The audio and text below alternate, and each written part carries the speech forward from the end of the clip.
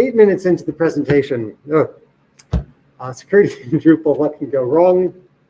I'm Benji Fisher. This is DrupalCamp, Colorado. A few slides of introduction. I'm Benji Fisher on most social media except Twitter, where I was kind of slow to join, so I had to insert my favorite number to get an available username. I'm a member of the Drupal usability group. I'm one of the co-maintainers of the migration subsystem, and I'm a provisional member of the security team. And I'm happy to have a full member of the security team in the audience here to tell me if I make any mistakes that need to be fixed. I work for Fruition, who helps sponsor me on the for my Drupal contributions and security team. We don't just do development, we do WordPress and Drupal, but we also do digital marketing, website design, and hosting. You can follow along with this talk. If you open slides.benjifisher.info, and that is .info, not .io, because I got that domain a long time ago. The one at the very top is the live version, live on the internet version of these slide decks. I'm currently looking at a version local to my computer.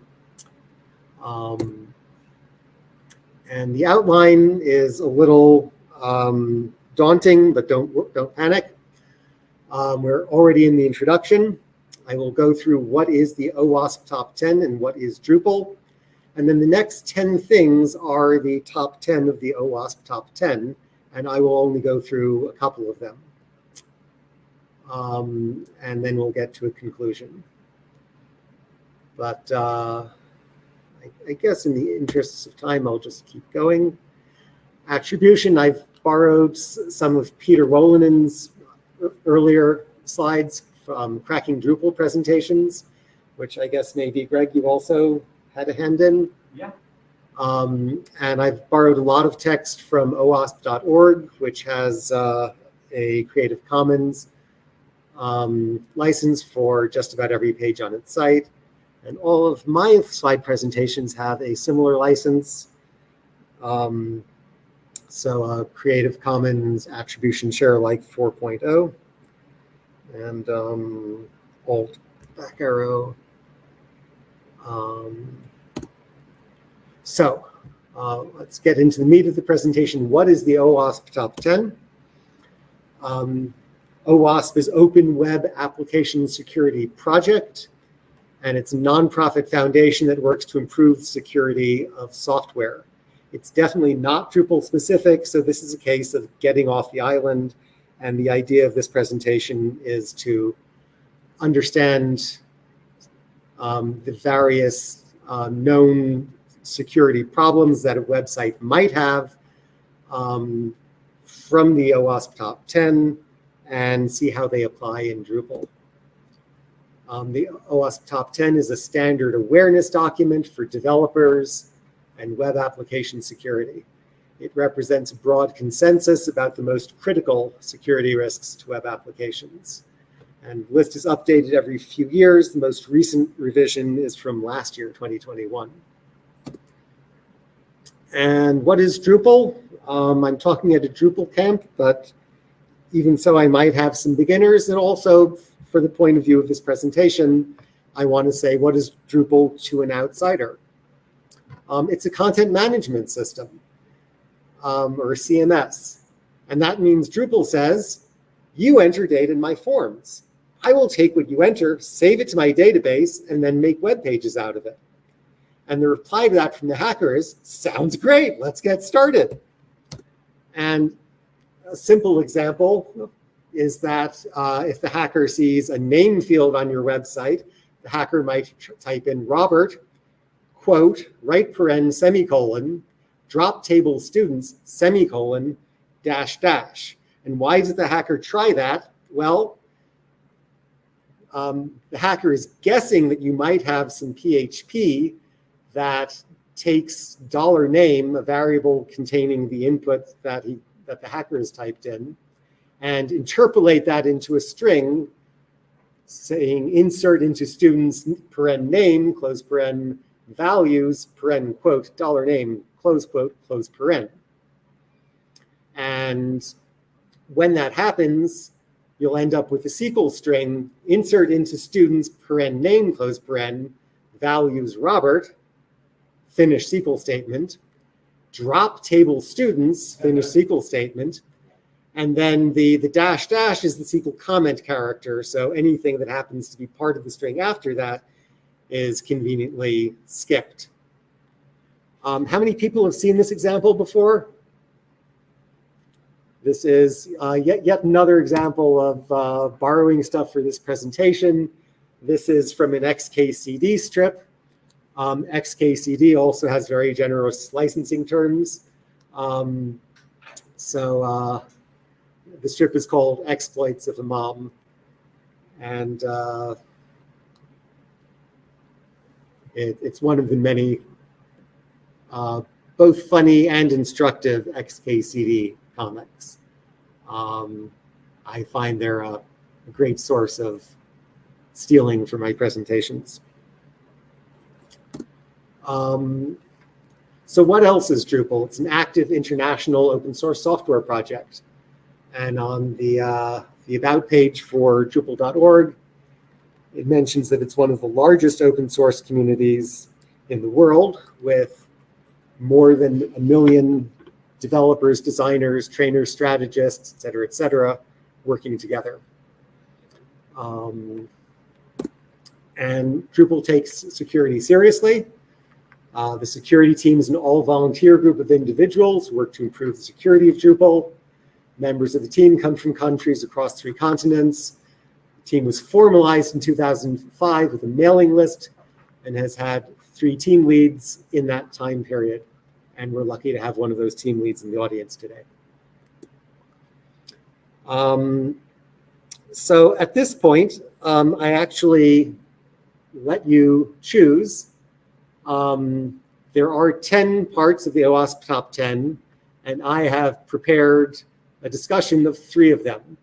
So the first one is broken access control. I have not prepared anything for cryptographic failures. Number 3 is injection, and I talk about that. Number 6 is vulnerable and outdated components. I can talk about that. So of those 3 things that I have prepared, what interests you?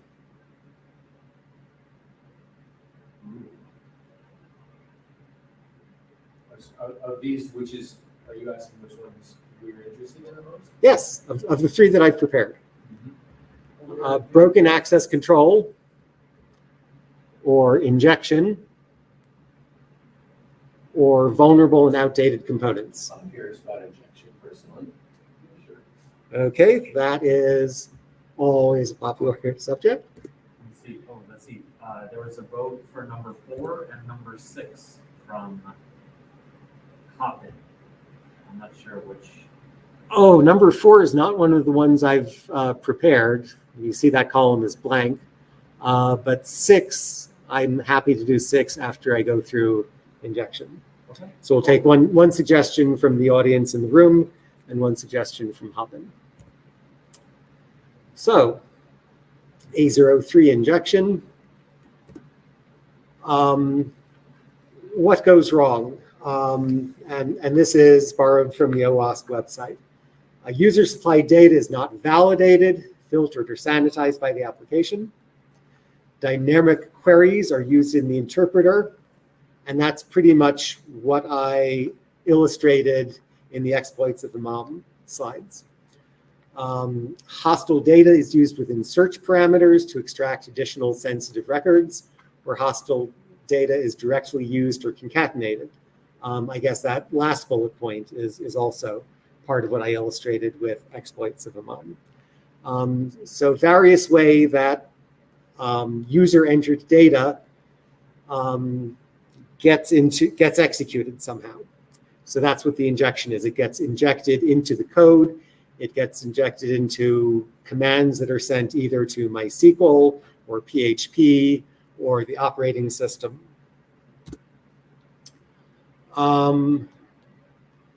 So I guess in the description of the session, I said that I wanted to look at what can go wrong in various ways.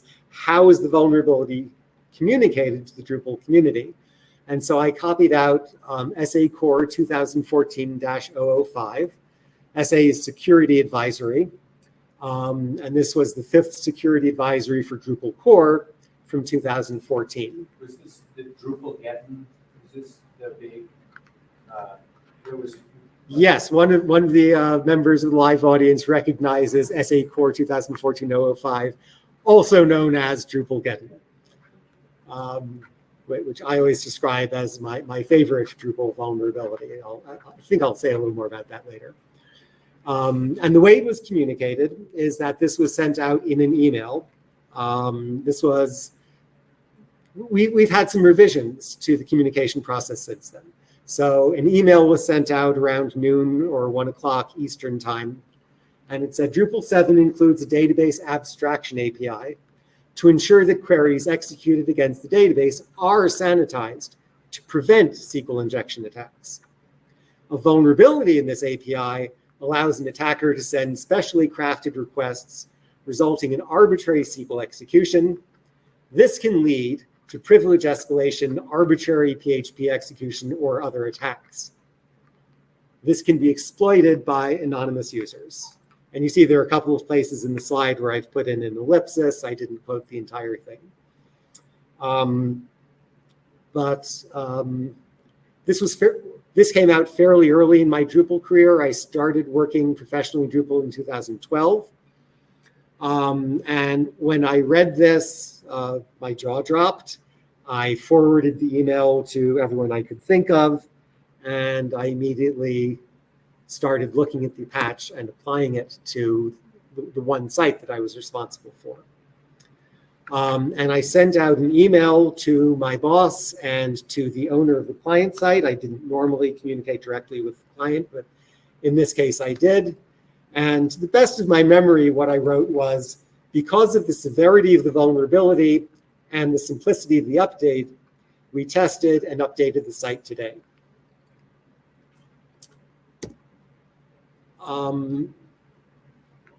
Now, when I mentioned the simplicity of the fix, I did look at the fix before applying it.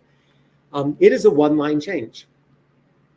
The vulnerable code has a for each loop for each data as I goes to value. New keys of key dot underscore dot $i equals value. The fixed code, the body of the loop is the same. What has changed is that the array being iterated over, instead of just data, is array values of data. So data is a PHP array. It could be either indexed or keyed. If it's an indexed array, then $i just represents an integer. If it's a keyed array, then $i is a string, and that string is what was being injected. And the fix was to replace data, possibly a keyed array, with array values of data, which is an indexed array, which forces the indexes to be just integers. You look like you have a question. So if the data, if the values for I were strings, are they just simply replaced by numerals starting at 0? Right. The question is, if the keys were strings, the values of I, the keys were strings, are they simply replaced with integers starting at 0? Yes. That is what the PHP function array values does. It throws away the original keys, re-indexes the array using integer keys.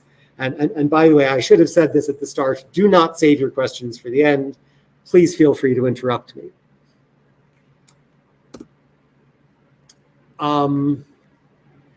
In my opinion, the actual problem line comes a little later in the code. And it's this line. There's this 7-line code comment that I'm not going to read.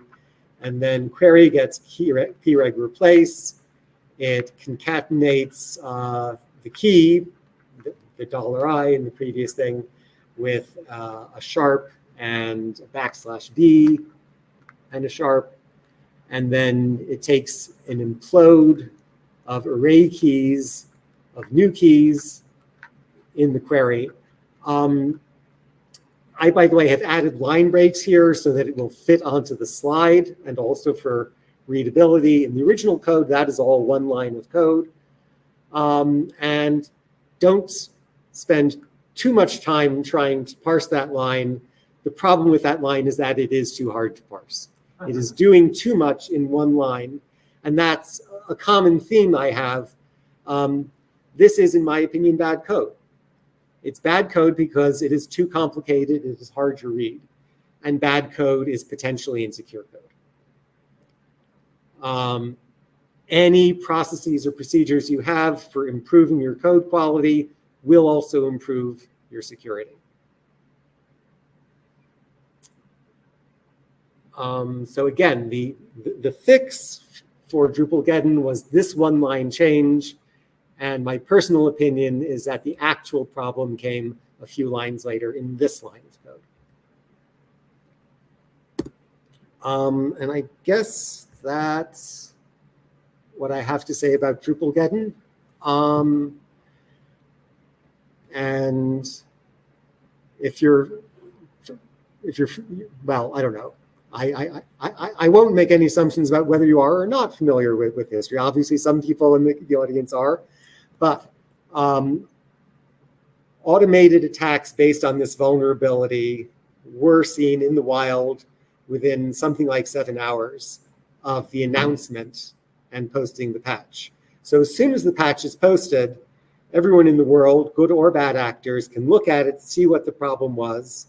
And if they're a bad actor, their response can be that they will craft automated attacks based on the vulnerability for sites that haven't yet updated. And I'm happy to say that the one site I was responsible for was patched within about 6 hours. So I fixed it in time.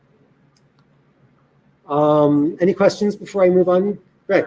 There was a question from the chat about the asset injector module, which allows an admin to like type in CSS or JavaScript that gets added to a page, and whether that is related to this kind of injection.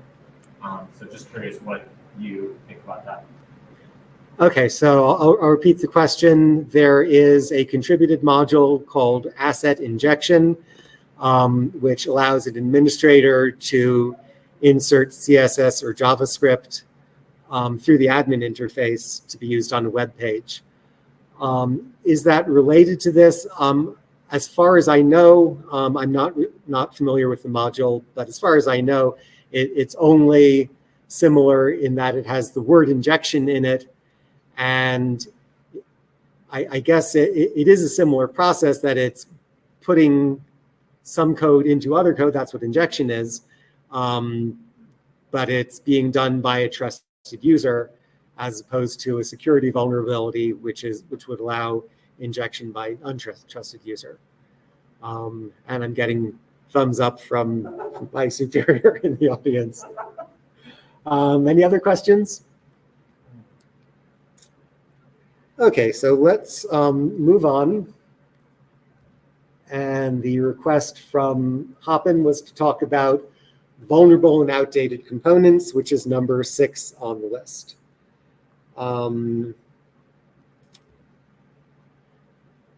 And I suppose I should have copied over the description from OWASP, but I haven't. But let me give you the best kept secret in web security. And this is actually something I think I learned by reading Greg's book on cracking Drupal. The most important thing to do is all the boring stuff, the stuff you already know. right? So you could take courses on cryptography and internet security and so on and so forth. And yeah, that can be useful, but it's not as useful as doing the stuff you already know to do. So an analogy is this hypothetical article title: How to Live a Longer, Healthier Life. It takes just 4 minutes a day. Does that seem too good to be true? Does that seem like clickbait? If you saw this article title, would you click on it? So I'm getting some shaked heads in the audience. You wouldn't bother to read it. But in fact, there is something that takes 4 minutes a day that will help you lead a longer, healthier life. And you probably already know what it is. Any guesses? 4 minutes. And I'll give you another hint. It's not 4 minutes all at once. It's 2 minutes twice a day. Does that sound familiar? Yes, brushing your teeth. 2 minutes, 2 times a day. This is the best advice you will get today. You should also floss. And you really will live a longer, healthier life if you brush your teeth every day. I actually believe that that a good question to ask your coworkers and your friends on a regular basis is, did you brush your teeth yesterday? And it's a proxy for, are you overwhelmed? Are you stressed out? Because if someone says, no, I didn't brush my teeth yesterday, I just didn't get around to it. Is there something I can do to help? Should be your follow-up question. So that's dental hygiene. What is web security hygiene? Use good passwords, have a policy. Keep your software up to date. And that's what this number 6 of the OWASP top 10 is about. Unless hosting is your core business, do not run your own servers. These are common sense things that most of us already know and many of us follow. So for Drupal, keeping your software up to date, good web hygiene, the first step is to know the schedule. Security release windows are Wednesdays between 12 and 5 Eastern time. That's very convenient for me since I live on the East Coast. Here in Denver, that translates to 10 a.m. to 3 p.m. standard time. You still have to worry about daylight savings. Drupal core updates will come out on the 3rd Wednesday, with rare exceptions for good reason. Minor versions of Drupal core come out in June and December, so twice a year, every 6 months. And minor versions are supported for 1 year. And supported means that if a security problem is discovered, then a new version will be released fixing that. So that's the schedule. I was actually rather lucky to read the Drupal Get An announcement when I did, because I wasn't fully aware of the schedule that early in my Drupal career. And I just happened to be checking my email and came across it. But it was not luck that I recognized what a big deal it was. Know the channels. There's a web link for security advisories. And one of the nice things about this presentation format is that all these links are live. I can click on it. So it's www.drupal.org/security, and that lists the security advisories with tabs for core, contributed projects, and for public service announcements. There's an RSS feed you can subscribe to. I think there's a link in the sidebar of that page I was just looking at. On your Drupal account, you can edit your account and go to My Newsletters and sign up for an email version, which luckily even early in my Drupal career I had done. And on Slack, oh, I have to update this. It's now the security team channel in Drupal Slack that you should sign up for. And there's an unofficial channel on Twitter, the @DrupalSecurity account. And I think those are the main channels. So you, or if you're working on a team, someone on your team should be checking at least one of these channels every Wednesday afternoon. So know the schedule and know the channels. Also know the difference. Major version updates, which come out every few years. For instance, we're working on going from Drupal 9 to Drupal 10. Those are expected to be very disruptive. Upgrading from Drupal 9 to Drupal 10 should be easier than upgrading from 8 to 9 was, way easier than upgrading from Drupal 7, but it's still somewhat disruptive. You should expect to spend some time working on that. Minor version updates twice a year, such as 9.3 to 9.4, those are less disruptive, and they can add new features.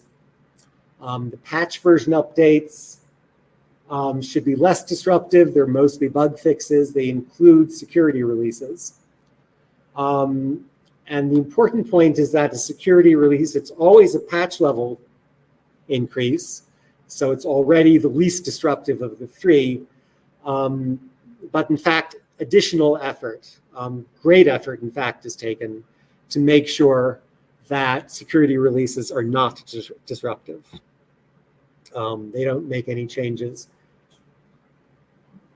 beyond fixing the security problem. And one thing that occurred to me just a couple of weeks ago is that when a security update comes out, you don't have a choice. You have to trust the security team. You have a choice as to which way you're going to trust them. So one thing you could do is read the security announcement, decide whether it applies to your site, and then upgrade your site if it applies, wait until later if it doesn't. The second course of action is just to update your site. Now, either way, you're trusting the security team. If you take the first strategy, then what you're trusting them to do is to correctly anticipate all possible updates of the bug. All possible exploits of the bug. Because when they make the announcement, when they release the fix, everyone in the world, good actors and bad actors, can look at it, figure out unanticipated ways that the bug could be exploited. And so if you don't apply the security update, if you rely on the release notes to say, these are the conditions under which a site is vulnerable, then you are trusting the security team to have anticipated all possible exploits. If you take the second strategy, then you are trusting the Drupal security team to know whether the code that they themselves have added to fix the bug is not disruptive. So I advise the second course of action. I think it's easier to know whether your own code is disruptive or not than to anticipate all possible exploits. And I think that the effort spent in reading these security advisory, the release notes, is not a good use of your time.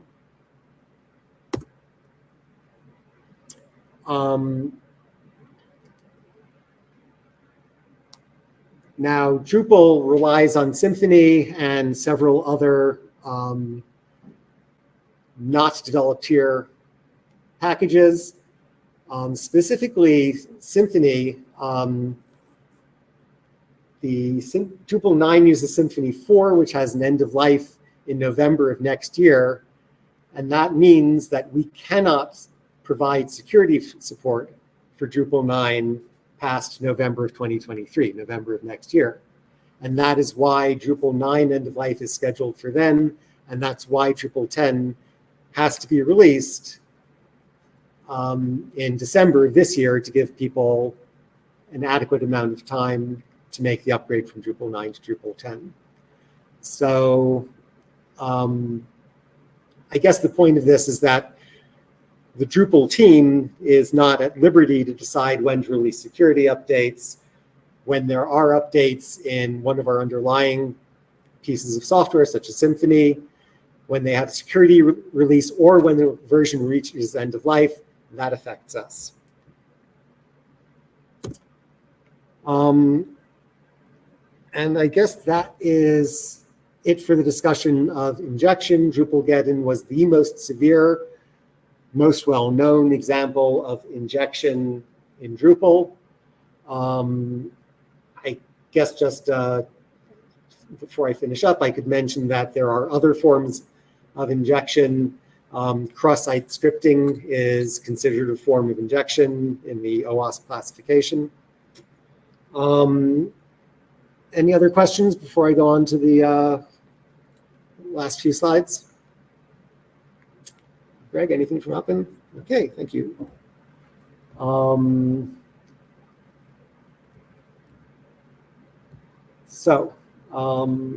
Did I not have, here we go. So conclusion. So just to summarize where we've been, had a bit of an introduction. I talked about the OWASP top 10. I talked about Drupal trying to take a sort of outsider's point of view.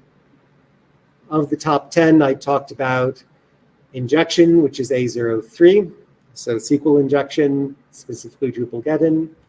I talked about A06, which is vulnerable and outdated components. And I'm now in the conclusion. There are a few references. If you go to, I guess this was it, slides.benjifisher.info. The top link is for today's talk. You can get this slide. So you have a list of my slides and my source files. There's a link to the OWASP top 10 and the specific version of the top 10 for 2021. There's a link to the Drupal security team. There's a documentation page describing the core release cycle, giving dates for the current cycle, major, minor, and patch releases. And there's the link we already looked at for security advisories. There are some contrib modules. I have a bias that I tend to think mostly about core. I have other biases too. But there are contrib modules also that can help with security, and I've listed a few of them here. Security review, which helps you check your site for misconfiguration. There's the paranoia module, which looks for PHP eval in the web interface. There's security kit, which helps you with content security policy, origin checks against cross-site request forgeries and cross-site scripting. There's Garter, which is a Drupal distribution with security in mind. There's the two-factor authentication module, which unfortunately is still in alpha. Maybe we can do something about that tomorrow if anyone is at the contribution event. Any more questions? Oh, great. Anything else on Hopin? No. Okay, well, No. I think we're right about on schedule. So thanks for coming.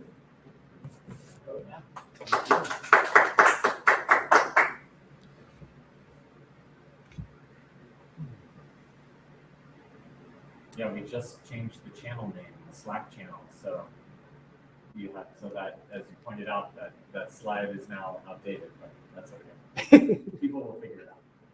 Right, I will. I'll update the slide later today. All right, so I got this from you, right? Yeah, it belongs to, I think, to the camp. I mean, I'm happy to pass it back, but. Okay, I can pass it back. Yeah, Matthew Saunders, if you know him. Yeah. There's a compliment for your hat from Hopin. I'm sorry? There was a compliment for your hat. There, Tara from Hopin likes your hat. Oh. There's a bit of a story behind that, of course. Yeah, what is it? So in the About Me slide, I showed my avatar, the yellow pig, which I use on Drupal.org and Twitter and elsewhere, and Slack. And So I interact with a lot of people online and come to events like this, and they may recognize my avatar but not recognize my face. So I wear the hat, which is also a yellow pig. It's got ears and a nose, has a tail and back, to suggest the avatar. And I also mentioned that my Twitter handle, I inserted my favorite number because Benji Fisher was already taken. If you search for Yellow Pig 17, you will find additional information on where the Yellow Pig avatar and my favorite number come from.